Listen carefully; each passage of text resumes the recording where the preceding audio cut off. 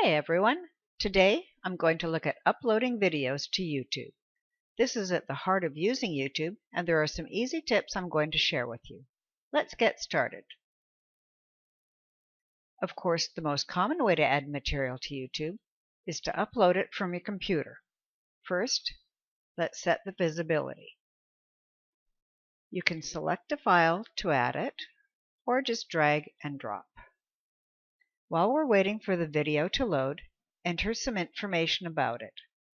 You can change the name, add a description, and include some tags. Tags are a great way to get your video in front of your targeted audience. Next, choose a thumbnail and which social media accounts you want to share it with. You can also add it to a playlist, which can help keep your videos organized. When you're ready, click Publish.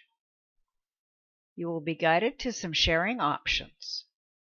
You can add more videos or return to editing. You can also import a video from Google Photos. You used to be able to start a Google Hangout on air from here.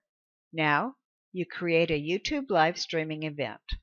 This is a bit involved, so I'll look at it in a separate video. If I want to add a photo slideshow, I can choose images from my albums. I can rearrange the photos if I need to, then click Next. Now for some editing.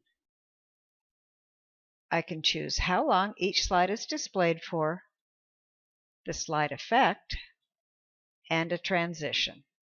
YouTube even provides music to add. The Upload button is one way of getting to the video editor.